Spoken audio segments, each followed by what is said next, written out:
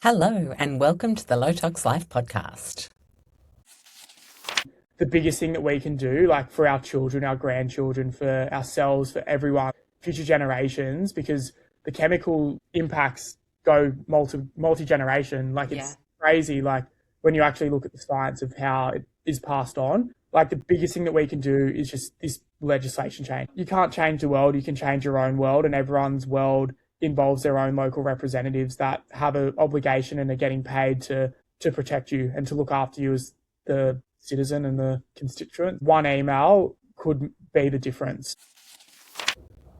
Thanks for joining me for this week's show. I'm Alex Stewart, your host, and I'm so thrilled to have Kal Glanznig on the show joining me. He is a filmmaker, a counsellor in his local council area here in Sydney, the Sutherland Shire, and also a leading youth ocean and climate champion. Now, Kal is especially concerned with plastics and not just the pollution aspect in our environment, but the pollution in our bodies. In fact, one thing that drew my attention to Kal and his work was the fact that he was this young guy who had actually gotten himself tested for phthalates, PHTHALATES, if you're not familiar with that term, but they're a plasticizer compound used in a lot of soft plastics in food packaging, but also in synthetic fragrances.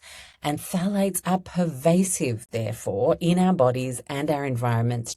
So I was like, I have to get this guy on the show and get closer up to the work he's doing. And it times beautifully because he's just released a brand new documentary, Plastic Country. You have the details here in the show notes to connect with it, to find out where a screening's happening near you, or maybe even host a screening yourself. Here's a quick word from our show partners. I cannot recommend these wonderful brands enough. These sorts of filtration systems are really, really helpful for the SOS part. Okay, how do we make this environment safer? But what Kal is talking about today is good government policy at every level and branch of government to clean up our environments and to prevent plastics from polluting us in the first place. There are a lot of things that we can think we need when it comes to reducing our environmental toxin exposures and improving the health of our homes. Two things that I genuinely believe move the needle massively are dehumidifiers and air purifiers. Just like us needing walking and sunshine and water, our homes need care as well, and dehumidification, especially once you know through getting a climate gauge, and that's the easiest thing. That's like a $20 spend to pop one in a couple of different areas of your home. If you see that those are over 60% humidity regularly, this is why we end up with those moldy clothes and bags and shoes in the back of a cupboard in the shady bedroom of the house. So if you haven't invested in a dehumidifier, please go check out ozclimate.com.au. If you're an Aussie, if you're overseas, there will no doubt be a great dehumidifier brand in your part of the world. But I do know you can get Oz Climate in Australia and New Zealand, and you have 10% off with the code LOWTOXLIFE, and that often works on top of sale prices. And if you have any questions on the Instagram feed, at LowToxLife, if you scroll down a little bit on the main feed, you'll see a huge stack of tiles that have a white background with the parts 1 through 10. And that is a whole suite of dehumidifying how-tos, why-tos, when-tos, what-tos to help you feel more literate, know what you should get and when you should use it. Something our OG human bodies have definitely not evolved to deal with and filter is all of the toxins that you find in modern drinking water. The bacteria, fungi, viruses have always existed in water as a possible danger, but now we also have to deal with modern man-made chemicals, chlorine that's added in, fluoride that's added in. plastics, nanoplastics, microplastics, PFAS, forever chemicals. That's a lot. So just like those dehumidifiers and air purifiers, my trio of things that we need in the modern life, waterscoaustralia.com.au are brilliant. Their smallest, most basic water filter still has 7 stages of water filtration and a remineralization step for your trace minerals. So that's pretty powerful. But the biggest one we have it, the Bio 1000 benchtop water filter, has 15 stages of filtration. And so everything you choose in the range is a great idea. And then it's up to you what you have the budget for, what you have the space for. If you choose the subscription model, which auto subscribes you to discounted refills ongoing, and you can cancel that anytime. I highly recommend the brand. 40 years of Korean water technology research in filtration behind it, always improving every day, every year.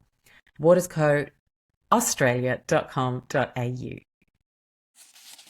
Hey, Kal, how you doing? I'm fantastic. Great to be on the show. I'm so thrilled. I can't tell you how excited I was to come across you, your work. I think it was a few months ago now. Maybe Rebecca, the founder of Plastic Free July, shared something across to her socials, and I was like, there's a young man talking about endocrine disruptors. And obviously it wasn't all because you just wanted to campaign for this. You found out some pretty intense personal stuff. Can we start there, Kal? Yeah, I mean, I've had a crazy journey looking at this issue, and the journey that I went on ended up having my urine tested to see what chemicals related into plastic exposure in my body. And the result came back that I've got pretty high levels of phthalates, and which was crazy because like I'm someone who is quite conscious of the plastic that I use and the decisions that I make. So to have that exposure, I was like, far out, this is not good. And as a young guy, like I want to have a family one day, and I'm sure a lot of young guys, I mean definitely all my mates, like we can all relate. Like this is just so crazy what's happening with the plastic exposure and what it's doing to our bodies. So it's really like led me on this quest to just work out, well, what can we do? Because like, how do we protect Australians, and I mean people around the world, but particularly as Australians? It's like with asbestos and all these other health challenges that came up decade after decade, it's like we weren't told as the public to recycle more asbestos or buy less Teflon or PFAS or whatever. Like government stepped in and did what's in the best interest of the population. And that's where I think with plastics, it's like this crazy, like cat's out of the bag now. Like we know what it's doing to us now. So are we going to take a precautionary approach? Are we going to actually stop this exposure, or are we going to allow myself and all other Australians to be exposed to this, which you'd hope not? 100%. And you mentioned asbestos there, and I gave a TED talk a couple of years ago. Is mold the new asbestos? Because I'm really passionate about how much of that we're exposed to. And the thing with all of these invented or used chemicals, whether they're man-made or whether they turn out to be poisonous like an asbestos does, it's like we find a good use for something, or we create something that has a good use, and we ask questions later. And you mentioned the precautionary principle, which is, hold on, let's see how this might play out, what the risk factors might be, and then weigh up a risk-benefit analysis. Because I'm pretty sure if we did that for phthalates, which, by the way, I'm so glad I'm talking to a bloke on this, because a lot of people think, oh, it's women who do all the hippie stuff and they're the ones with the hormones. And so that kind of stuff that they're changing matters to them. It doesn't matter to me. I'm going to keep using my deodorant. I'm going to keep using my toxic hair mud that stinks of like fake raspberries or whatever it is. But actually the science, first published by Professor Shana Swan, who we now know to have done the amazing doco on Netflix, she raised the alarm that it was actually more dangerous to men because of the estrogenic effects, which go against male biology completely. And yeah, I'm glad you mentioned fertility, Kal, because more guys need to know that this. Yeah, 100%. And that's something that like definitely my Instagram feed is like full of a lot of this stuff now. And I think there is a really interesting moment where a lot of young men are pretty, I mean, not just young men, but any male is getting pretty concerned about what plastic and what these chemicals are doing to our bodies. And yeah, hopefully it sort of wakes enough of us up that we can actually get the legislation like is what's happening in other parts of the world. So yeah, it's just crazy to have this toxic trespass in our bodies and to not have any say on it. Like that's where I'm really passionate to sort of see what we can do, because again, like if we were all living back in the day and we were sort of first learning about asbestos and we had the hindsight of what we know now about that, or about smoking, or about all these different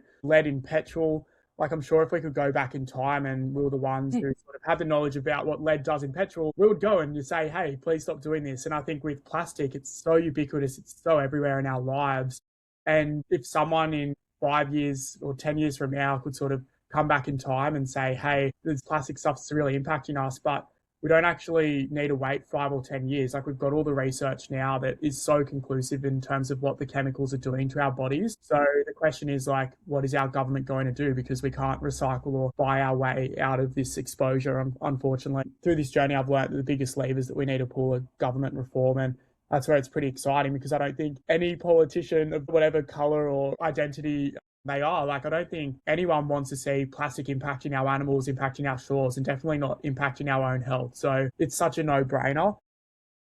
And yeah, I'm excited to see who's going to be the first one to step up to really tackle this and receive the glory of the Australian public, because it is something that everyone is so passionate about across Australia. Yeah, totally. I really feel like it's one of those apolitical subjects. Like, no one looks at a turtle that's been dissected with a whole bunch of plastic inside it, or an albatross, and goes, yeah, I don't have a problem with that. And it's not rocket science to extrapolate it out to what's going on in our own bodies over time with microplastic dust in, like, coming out of the dryer with activewear and all that jazz, or Yeah. synthetic shorts. There's just so much. But I'm curious to know, Cal, because a lot of this journey, when you think about it from the personal awakening, and we'll get to political, is met with, I don't need to worry about that, or I'm young, I'm not even thinking about having a family. And I'm curious to know, given you woke up to it so young yourself, what was the first impression from your mates, or how did you actually get buy-in from them that they had to take phthalates and plastics seriously? I mean, there hasn't been like, I'm 25 and like most of my friends aren't looking to have kids or Yeah. anytime Well, soon. yeah, we're pretty invincible when we're 25. We're not Yeah. really, and a lot of us anyway, aren't thinking about that kind of stuff. So that's why I really want to know. Yeah, but I think, like, I guess most of my mates had grown up like in Cronulla and is sort of having like a real healthy, active sort of community, like through water polo and surfing. And this, like, most of my friends like sauna a couple times a week, like go to the gym. Like, I feel like as Australians, like, we have this sort of health conscious lifestyle. And so when I was sort of sharing, hey, like, here's my results, they were, or showed little first early cuts of the film where they could actually see the results and the impact of my urine test. They were like, holy moly, like, this is crazy. And the actions off the back of it, like, so many of my friends who aren't big environmental guys, they were just sort of like, did a full audit, everything in their kitchen. They're like, all right, we're chucking out our plastic chopping boards, no more plastic water bottles. So many people like reuse their plastic water bottles and like, oh, it's sustainable, I'm reusing it. But it's like crazy. And even like all the changes with Tupperware and plastic containers and putting that in the microwave, like, there's all these easy things that we can do that you don't learn about it at school. So yeah, like, even my friends that aren't super environmental, like, the health impacts, there was no denying about how serious the impacts are. So yeah, it was just straight to the races to really make those changes. And that is, yeah, a pretty exciting opportunity with the film that's coming out to just really broaden that message and just share to as many Australians about how seriously we need to take this issue, because I think once you know, like, you can't unknow. And for me, when I got the results, I thought my results would be way better than what they were. Like, they were pretty shocking to sort of be someone who has cut out a lot of those sort of key items. I live a pretty healthy, active lifestyle. And then to sort of know that as a binary, like, is it in me? Yes. Or is it not? To have that binary of yes, it is.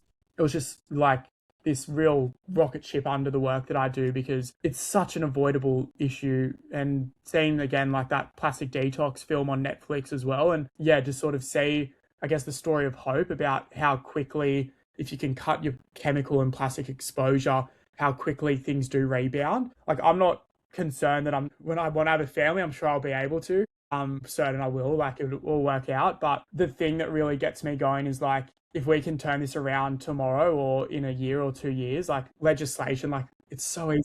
The levers to pull are so easy, and then we can actually live in a much better country. Yeah, so that's what I'm excited about. And that result, when I received it and had the sort of big reveal after all those months of waiting, I was, yeah, really fired up and just shocked, and feel like it was all the stages of grief. But where I am now, like, I'm super optimistic and hopeful that we'll be able to turn things around. Yeah.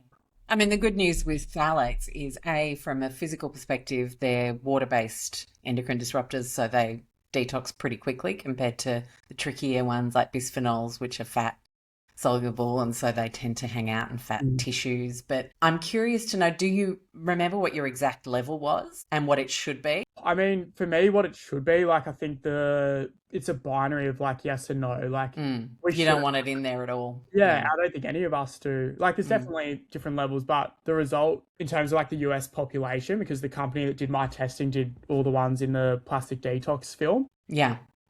and it was like 84% higher than the average US population, or Yeah. Okay. more. So it was like quite high on the Richter scale, which, yeah, like for me, if it was 50, if it was 30, like, I don't care. Like, Yeah. for me, it's a binary, and it's just unacceptable, in my opinion, that we are being exposed unwillingly and unknowingly. So it's, yeah, just absolutely crazy. So that was, yeah, the result, which was Not so great. not Yeah. fun to get that, but also like good to have that knowledge so that I can continue to make more changes in my personal life, but also, bring that to the forefront and really try to encourage as many Australians, I guess, to know what's going on, and hopefully we can all sort of channel this change together, because it is a political issue, unfortunately. Like, there's not too much that we can do outside of if we spend a full job I'm sort with of in you. our own Like, time, but we're busy, yeah. personal responsibility.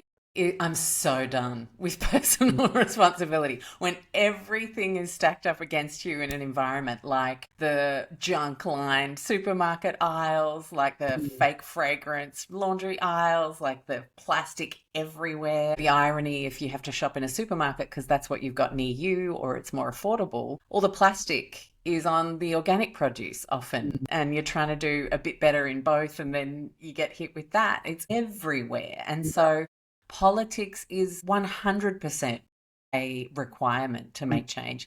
When did you decide to get political about it? Was it before you knew your levels? Like, was learning your levels a bit more like, I'm now building the story and trying to figure out the solve with the movie, which we'll get to in a minute as well? Yeah, I think the solution sort of came off the back of the result, I'd say, like, through filming this documentary. And like, as a full disclaimer to all the listeners, I'm a local counsellor, so technically like a local politician. I hate that word, but I am sort of like, You are. Just embrace it. The reason we hate the word politician is because we're so done with the yeah, like backdoor deals and it's become synonymous with politics or yeah, doing things to get the edge, not to support the yeah, the people, community that you right? represent. And Yeah.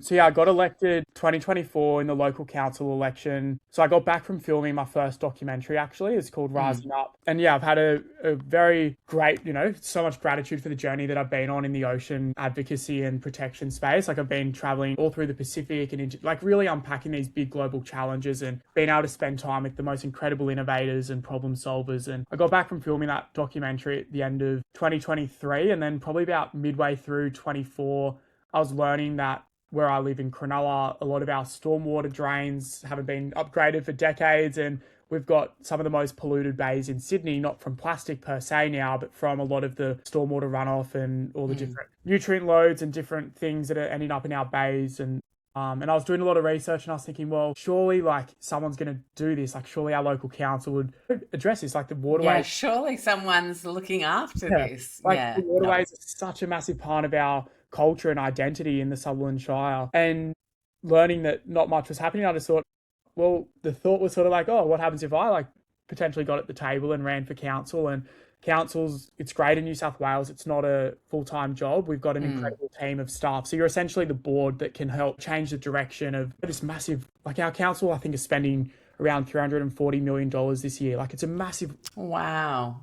operation. And then, yeah, I ran on a platform to clean up the waterways and really bring that to the forefront. And enough people wanted to support that, which was so incredible. And a lot of sort of political experts were like, oh, you're not going to get in, you're too young, and no one cares that much about this sort of thing. And yeah, and a lot of people do. And been super fortunate to be able to be at the table and really, sink my teeth into the policy world and really understand that that is truly a massive lever that is overlooked when it comes to our own actions. Because when we think about individual actions, we think about, I've got to cut my plastic bag use, or I've got to recycle more or bring my keep cup, like all these individual actions that are really important. They do ripple out, they do inspire the people around you. But we need to actually add an extra individual action, and that's to realize that you are being represented every day by someone in your local council, someone in your state government, someone in your federal government. And that is where, as an individual action, we need to let these people know that we are concerned about this, that we do want to see change. And that's where, like, I've seen it at the council level. Like, if I get 10 emails about whatever it is, I'm like, far out. The community are up in arms about whatever it is. And it is such a small percentage of people that actually take that step to engage in those councillors or state MPs or federal MPs. And it's as easy as an email or dropping into the office or a phone call, like, and it does make a massive difference. And that's where with plastics, we've become pretty, not in my community, I think we've really stepped up in the Shire, but in a lot of other parts of the country, like, we just take it for granted and just presume that our representatives will do the things in the best interest with our plastics crisis that we do have in Australia. And they're not, because they don't hear from us. So we actually need to, reach out and elevate, I guess, the plastics and ocean issues to the forefront, because it is something that every Australian wants to see. Like, I was just in Wagga last week, and like, it's not just coastal areas. Like, there's like microplastics ending up in soils, in farmland soils, because they're irrigating the crops from river water, which is full of our microplastics. So it's like, it's just a crazy avoidable problem. And if we can do it, there are just going to be so many benefits for our health, for our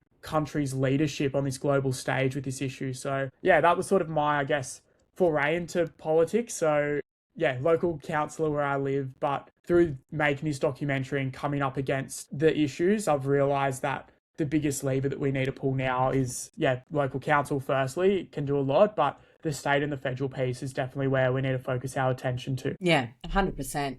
But I'm really glad you've talked about local council there, because we often pin everything bad that's happening on this one person who's the top elected official in a country. And actually, there is so much going on below that person, with whatever party they work for or represent rather. And they sure have probably the biggest lever with the biggest issues, but they also often find it the hardest to get things done because of the amount of buy-in you need to get to do something at the federal level. Whereas on local political levels, you have these levers that are a bit more flexible and you have a bigger voice because it is more local. And that phone call or that email tend to be louder. Like you said, as a councillor, 10 people write about the same thing and you're like, far out. What is this issue? I didn't even know it was a big thing, and I'm going to look into this for them. And we can't forget that those phone calls and emails and going to politics in the pub, now that that's a good thing, all the ways that we can engage, consider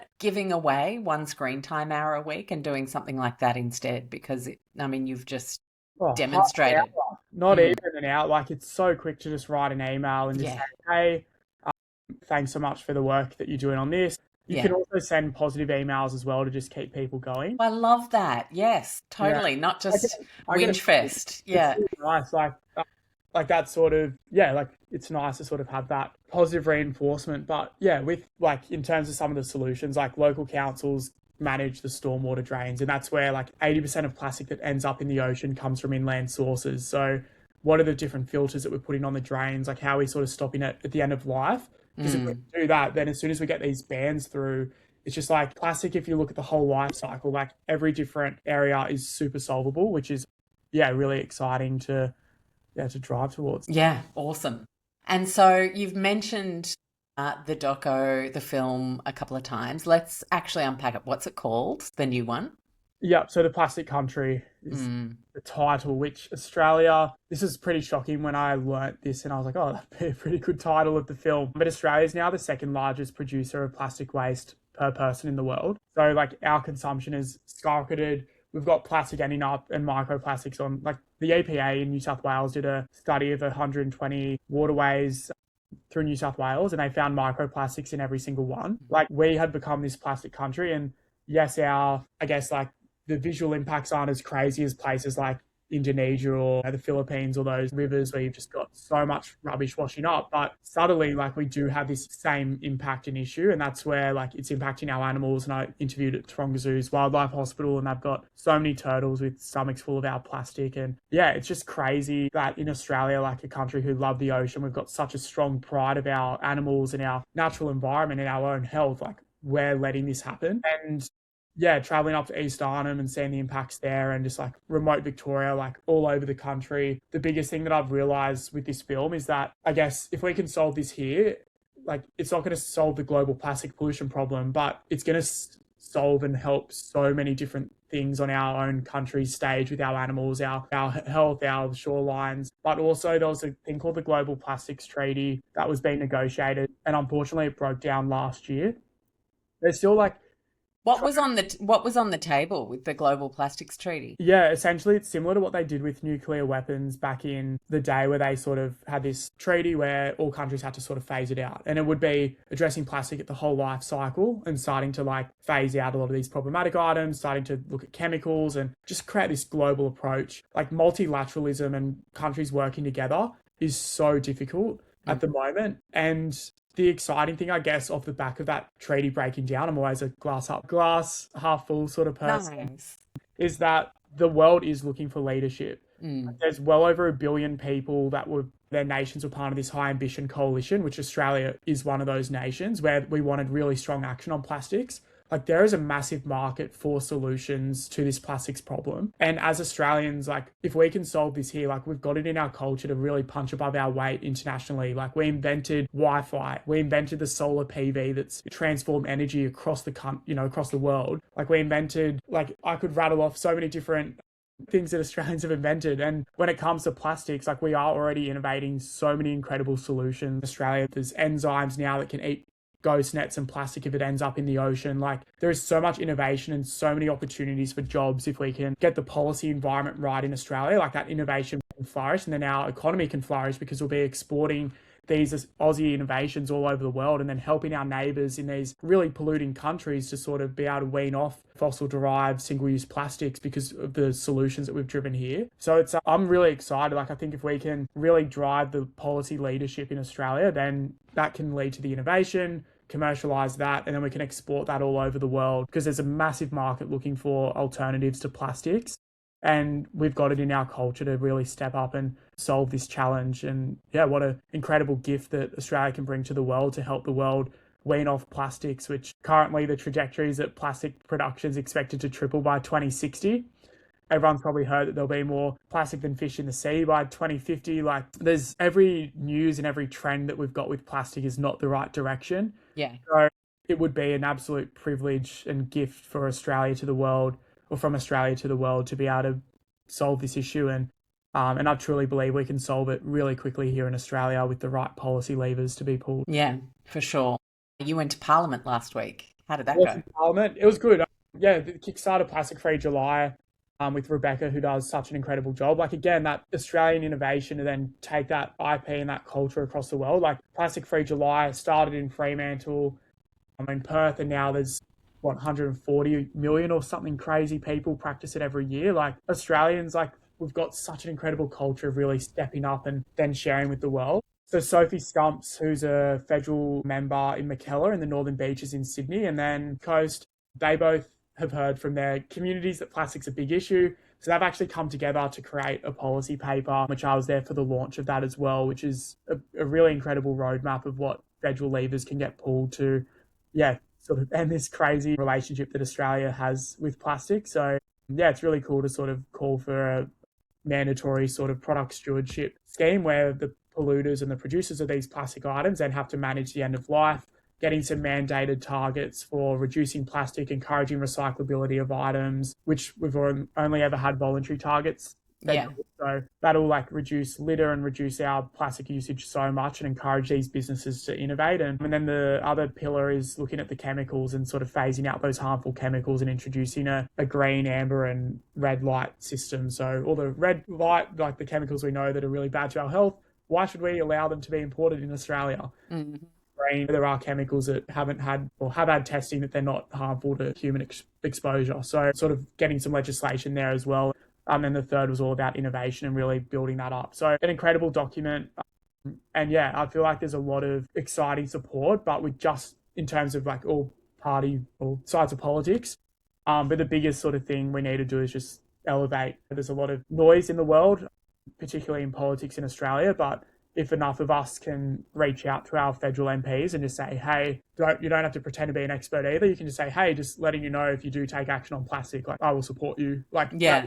like That's it. that's going to be enough to just bring this issue to the forefront. And that's what the film's aiming to do, is just really have the widest release as possible. Like we have no commercial aspirations with this documentary. Like we are just keen to get this message out. So we've got a form on the Plastic Country website where any community group, school, NGO, council, surf club, whatever you are, can reach out and host a screening. So we'll send a screening pack. We've got, like the films had, I mean, it was a very high production film. We had like a guy that won an Academy Award and an Oscar for Mad Max for the sound design, like doing all the sound mixing and design. Wow, how special. Yeah, it's like sounds great. We had King Stingray's music throughout it, and it's beautifully shot. So it's really exciting to be able to offer that to the world, and hopefully the world can use it as this tool to end this problem.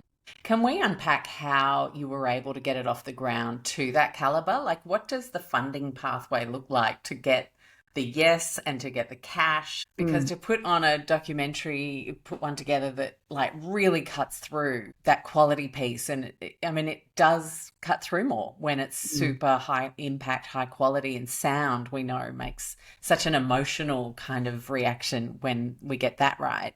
What was that part of getting the project off the ground?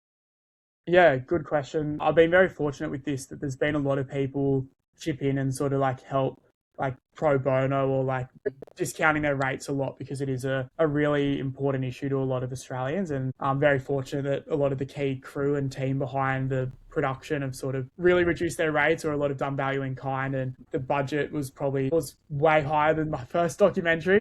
Yeah.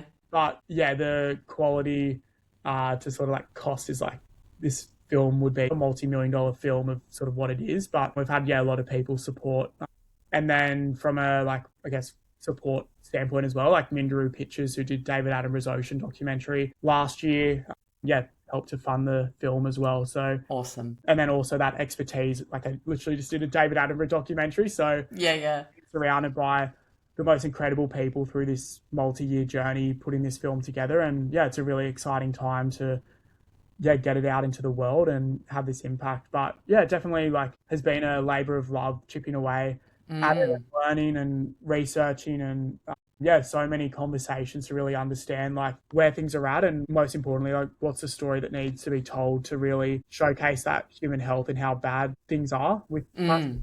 Well, I feel like with plastics, we get the awesome buy-in from the selfish factor, like I don't want to have like migraines and poor fertility outcomes and excess weight or moodiness that you can link back to all of these chemicals in plastic. But the win-win is that, like, hello, we get to look after our amazing natural world that we're a part of as well. And so I think sometimes when we lead with environment too loudly and not the selfish human piece, it's harder to get the buy-in. But it's like, oh, if this is good for me, then I'm interested. And that's okay. Like, whatever the in is, it's a valid one. Yeah, definitely. And I think that's where, going back, we just need as many people to feel excited to then just go reach. Like, we are so close with this legislation. Yeah. Which is really exciting. Like, it'd be the first time ever. Yeah. So what can we do there? Like, let's break down the completely practical step-by-step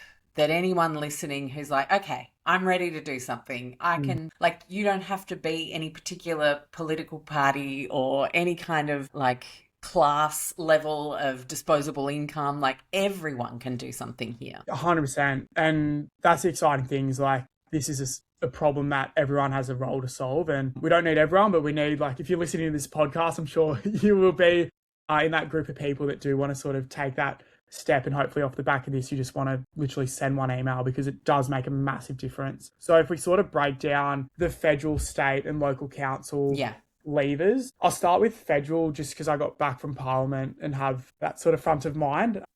So federally in Australia, I don't know if you've got a lot of international listeners, but we do. If you're an international listener, enjoy this Australian context. But again, it goes back to what you can do in your own countries and states as well. Like, there's no difference there. So in Australia, federally, as I said, that legislation, like, there is currently a Senate inquiry happening. Like, there is a lot of movement going on We Hmm. just really need every federal MP, every federal member of parliament across Australia to know that their communities are concerned about this and want to see action. So Because if I Google, which I'm doing right now, should I Google Senate inquiry on plastics?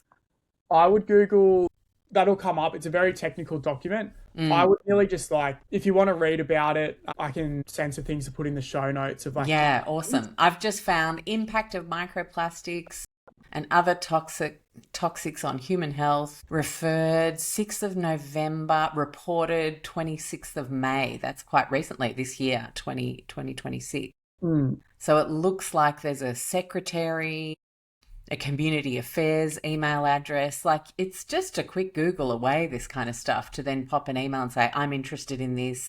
My local community is really passionate about this. yeah, the biggest thing though would be connecting with your own local member. Cool. So Googling like what suburb you live in and who your local politicians are. And then from there, all of their emails are on Google on the internet. So say I live in Cronulla, I'd search Cronulla politician, member of parliament, and you'll see there's the Parliament of Australia and the federal member. Hmm. And then so on their website, you'll see their email and phone number. So if you want to call, you can call. If you want to email, you can email. And I Yeah. would literally, as simple as it is, like write whatever you want. Like if you do want to spend more time and really go into how plastic impacts you, how it makes you feel, like you don't need to be an expert in the legislation. Like people are Yeah. experts in that. These people's jobs, like my job as a counsellor, is to represent the people that voted you in, the people that you swear you're on the oath to represent. And so all you need to do is just let them hear from you that you are concerned about this, that you want to see change in action.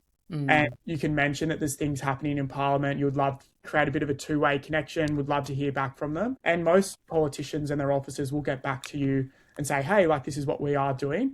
And you could nearly just ask them like, hey, I'm really concerned about how Australia's plastic consumption is increasing. I know there's some movement happening and I know there's some action starting to happen. Would love to know what you're doing about it. And Yeah. it's that question because most, like every MP I've ever met, like no one has come up to me and said, hey, you know what, Cal, I want to see more plastic in our animals. I want to see more plastic in you. Like it is the most no-brainer apolitical. Yeah.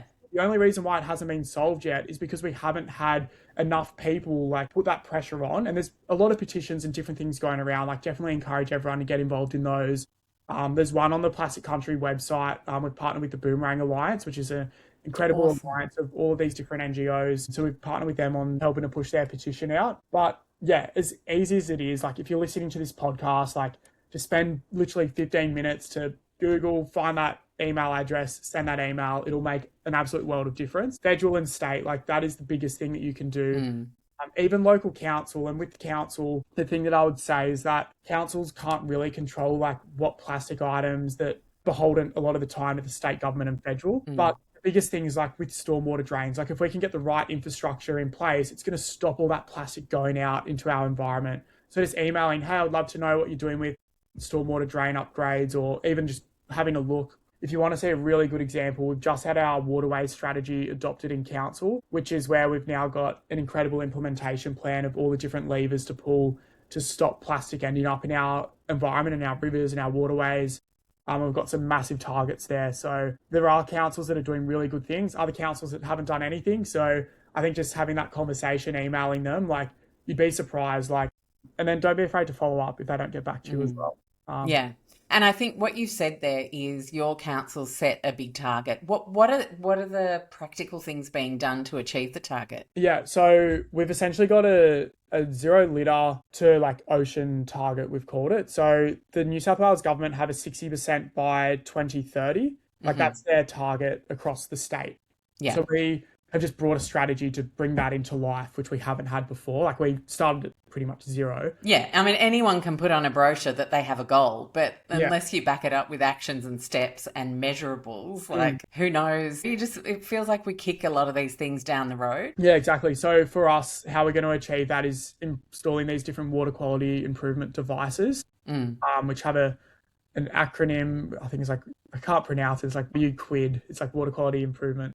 Okay, yep. And so essentially there's like so much innovation and developments where you can actually put nets on the drains to stop whatever is on the street going out straight into the environment, whether it's leaves, plastic, whatever it is. So there's different solutions there. There's also little filter drains that you can put guards essentially to sort of stop.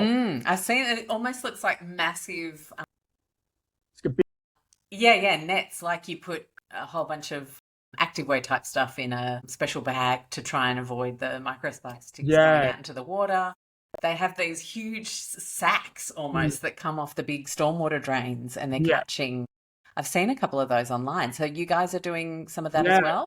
Yeah, like I guess as a counsellor, you don't really get too involved in the implementation, like the day-to-day nitty-gritty. So yeah, there's like incredible resources online to sort of read what that could look like. But the biggest thing is just getting the strategies and the targets set. And then there's millions of dollars that are going to go into that now, which is incredible to be able to improve the trajectory of our waterways here locally. Every council, like microplastics is impacting, I'm sure, every beach, every waterway, and wherever the audience is listening across the world. Yeah. So it's really important to really, ask those questions to your local representatives and say, hey, what are you doing about this? And if they do need a guidance of sort of what solutions are there, like just do your own research. And I think the Sutherland Shire is a great case study now. But yeah, would encourage everyone to just, again, you don't have to be an expert. You can just go and ask the question, because their job's to represent you, and there's experts out there that their job is to be an expert and to be able to bring these to life.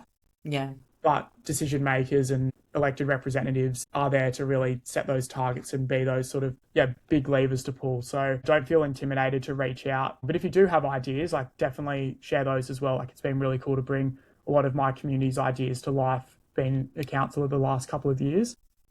Yeah. And I think a lot of people have just lost the feeling that they can have those impacts and their ideas can matter. And that is where council politics is really special. Yeah, well, all levels really. Like there's no difference between what we do at a council level, what happens at a state, or what happens at a federal. Like every person that is there, like you voted them in, like they represent you. And if you don't think they're doing a good job, then vote for someone different next time. Like if you're not dismayed with how the country's going, like it's our choice. Like we live in a democracy, which is in Australia, which is why it's such an incredible country. And that's why like the biggest thing as well is like letting your MPs know, because every few years there's an election time, and I'm sure if they've heard from a lot of us about how important plastics is, they're going to take to the election, hey, this is what we're going to do about plastics. But a lot of the time they hear things from the media and from people that reach out about housing or other important issues, and plastics and environmental things is always like drop lower and lower because we're very polite. We don't really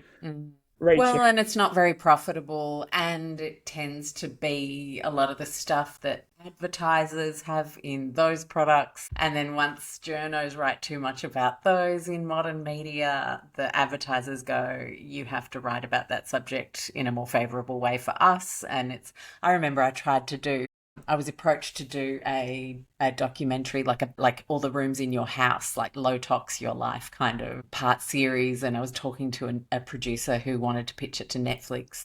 No, who wanted to pitch it back then. It was to a free to air. And I started talking about some of the products that we'd need to swap out and mention. Oh, no, we're not going to be able to do that because and major advertisers, and we'd make them really upset. And I was like, whoa. And this is why documentary is so much freer. And streaming, community viewings, and then going straight to politics, because then we avoid that. Yeah, editorial. Yeah. So no, I feel like you just have to give it a crack, get out there. And no, I feel super optimistic that we can turn things around. And also another big ability to engage with your representatives. Sorry, everyone, for a very political chat, but I do think it's really important, Cal, because we're engaging on socials and we're pissed off at this guy and we're pissed off at that guy. But like, you've got to do the things that actually move it forward. Like, it's not even enough to just think, I'm upset, so I'm going to vote for someone different next time. If you've done nothing during that time to influence or to realize you have influence and to actually use it effectively instead of just bitching on socials, like we wonder why things don't improve. We've got to get involved again. I would suggest with the socials piece as well, like follow your local representatives, see what they're posting about, and you can comment, you can message them. Totally. And just comment like, hey, what are you doing about plastics? And like, even that, like that's monitored as well. Like even in council consultation, like we're counting Facebook comments as citizens of what, like Facebook and Instagram are such powerful tools to engage with your local representatives as well. So follow them, see what they're talking about, see what they're doing. A lot of like MPs are doing really great things with plastics, which is great. So again, keep patting them on the back, keep pushing them, because that's going to encourage their peers in other seats to really keep going on plastics. So yeah, engaging with them on social media. I've got some counsellors, like we had a meeting last night, and a lot of like, oh, I always get negative Facebook comments. And I'm like, I only ever get like positivity of like, hey, this is so awesome. So yeah, like it does make a massive difference. Yeah. Yeah. Well, and I hazard a guess, I've only been following you for a little while, but you talk about very positive things that are happening and positive things we can do. And of course, with that is going to come positivity. Like it's Like better things are possible, and that's where we just have to have hope that if we can engage and yeah, do like again, we're such a small country, like this isn't complicated either. Like we don't live in America where there's all the different political like preference, like two totally like different. we live in a great Yeah. democracy. Like we have so much agency over what future we want to create. We just have to believe that we can create it and have a part. Like the quote I love is like, you can either let the future be written for you, or you can work out how to take action and make sure the future's written by you. And I think every Australian has a privilege to be here, and wherever you're listening, I'm sure your governments are just as hopefully effective if you can really let them know that you're concerned about this, and just yeah, find those easy wins. And with plastic, it is such a apolitical issue, like you shouldn't come up against much resistance. Totally.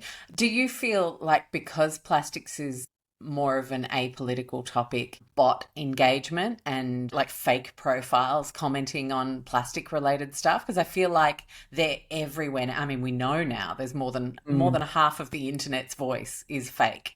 And so that's like a huge problem. But I feel like plastic might be able to fly under a bit of a radar there, because it's not talking about who gets to be here, who doesn't, all that kind of awful polarizing human rights related stuff. Yeah, yeah, that is a really good point. I haven't thought that much about the bots piece, but I did see something the other day how it's sort of skewing a lot of our perception, because I feel like every post that I see, like I always just read the comments. I'm like, oh my gosh, like so many people are thinking this, and No, they're not. really, They're not even people. yeah, Yeah. that is quite scary actually. But I guess like yeah, the only way to beat bots is to get involved and to Get comment as involved well. for And real. yeah, Totally. but yeah, I feel like I don't see any like. I mean, hopefully there won't be crazy bots commenting. But I again, it's hope like, not for you too. what's the alternative story? It's like a bot commenting, "No, we need to keep plastic. Like we need like It just sound dumb. yeah." So I I think you're onto yeah. a winner with Well, the subject you've it's a chosen to no-brainer, and it's champion. just like we Mm. just need to get this done. Like we've got all the political levers, that all the legislation already exists. We just need a few little tweaks of knobs here and there, and yeah, it'll just completely change Australia's trajectory with plastic, which will just provide so many benefits here first and then across the world. We're so close, and it just will take this final little straw to break the camel's back on this issue. And there's been so much incredible momentum and advocacy for decades with plastics, like in Clean Up Australia Day, Take 3 for the Sea, Plastic Free July, like Yeah, name it. And like there's been so much great work done, and we've come so far. we And now have. we're so close to that final thing. It's like ironclad mandatory targets to reduce plastic in Australia. And then from an individual guilt standpoint, the next time we go to a shop, we're not going to see plastic on the shelves, because there's actually certainty for businesses. They can start to phase it out, think of new different ideas. Like it's yeah, it's going to be a really exciting time to be an Australian and to see this come to life over the coming years, if we can really push for it this year and in this little moment that we've got now. So yeah, I'm super optimistic. I think we can, Cal. And I wanted to ask you a couple of questions to finish that are a bit more about everyday exposures to plastics, because a lot of people get stuck in this purity culture idea of health and wellness and environmental achievements in their own life. And we had those zero waste accounts for a while, and you'd try and do it for 2 days. You'd be like, oh my God, I feel like the worst human. Or I'll never forget the first time I ran Go Low Tox, which was it's my course to help people reduce environmental toxins. And we were on the Plastics Day. It was very, very popular day. And then a couple of weeks later in the chat group, someone posted a picture of their kid with a soft plastic tube, like a catheter at the Yeah. hospital, and an IV bag, and they felt like they'd failed.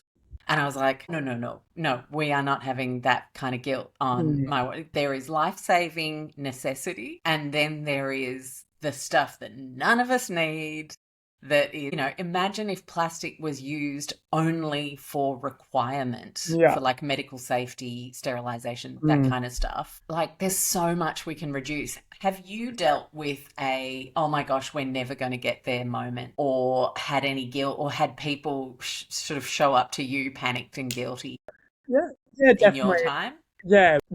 As you said, like we can't feel it's not our fault. Like Mm, what we're seeing now, like this is not our fault, but it's our responsibility to do something about it. And the biggest thing that we can do, like for our children, our grandchildren, for ourselves, for everyone, like future generations, because the chemical impacts go multi generation. Like it's yeah, crazy. Like when you actually look at the science of how it is passed on, like the biggest thing that we can do is just this legislation change. Like this is a yeah, health issue. This is something that like smoking in public, like asbestos, like lead in petrol, like this is the next big issue. So why are we not treating it like that and doing things in the urgency as we need to? So that's yeah, I think the over my time there's been a lot of people come up feeling guilty and like, but you can't change the world, you can change your own world, and everyone's world involves their own local representatives that have an obligation and are getting paid to protect you and to look after you as the citizen and the constituent. So if there's totally. anything that you take from today's chat, hopefully it's yeah, an encouragement to just get involved, and like one email could be the difference. Like we are so close. Mm. And if enough people do it, tell your friends, yeah, I feel like we'll hopefully get this legislation through. And like in New South Wales, for example, New South Wales it's the biggest state in Australia, the best state, up the Blues tomorrow. And we were like about fourth, roughly like mid-tier for amount of plastic items banned in the country. And now we're like number one. Like we're leading the country now when it comes to banning these items. And like in Queensland, for example, they haven't introduced any new bans of plastic since 2023. Hectic. So it's like doing that, like again, like it's so easy. We can do it. It's not like we're trying to get a whole city to the moon or build a data center in space. Like we're literally trying to stop plastic soy source fish and control what chemicals are being imported, like it's happening in the EU and other parts of the world. Like, yeah, we're not trying to reinvent the wheels here. Like we've got the leadership, we've got the solutions that already exist. And so much innovation in materials that can be used Yeah. in place. Yeah. We like the one thing we need is just for representatives of the communities, the members of parliament, to just give it a crack and actually bring things to the floor. And they can only do that when they know they've got the communities back. So it is so important to reach out, get involved. And yeah, I'm excited to see how the film can really help to drive this message and yeah, hopefully be that final straw as well. And yeah, there's just so much incredible momentum across. And the other thing to just note is that the big sort of caveat of like, oh, this is going to impact business and industry, which could be an argument. I don't think it is, because it isn't.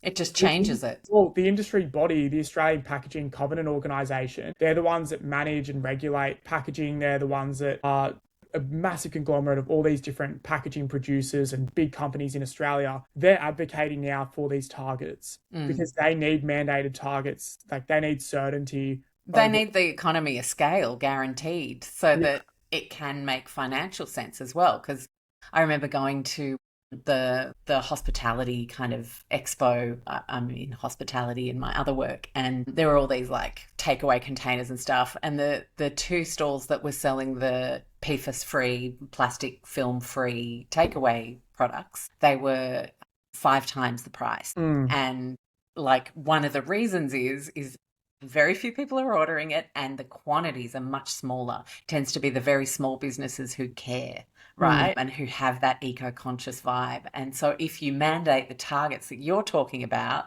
then it's the market confidence to follow with much bigger scale production. 100%. And like there's countries across the world that are introducing these things. So why should they be importing a product into Germany that's different to what they're doing in Australia? And that's it. Yeah, no, it's really exciting. I feel like we're so close, and yeah, we just need that final push from everyone and that sense of agency, and not just with plastic, but everything. I think there's so much concern that Australians have about the state of the country and a lot of friction and a lot of sort of divide. But at the end of the day, like we've got people that are getting paid to represent us. So letting them know what you're concerned about, and hopefully they listen. And I think with plastic, there is no resistance. Like no one. Yeah.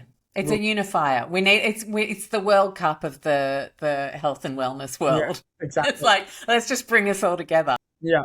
Cal, what have you pledged for Plastic Free July this month? The biggest thing I pledged is single-use tea bags. Mm. That's one that, like, especially on the road a lot, and also like in council, I'll quickly have a tea, but that's one that have been quite conscious about the last. Have you changed the brand so that it's a plastic-free tea bag now in council?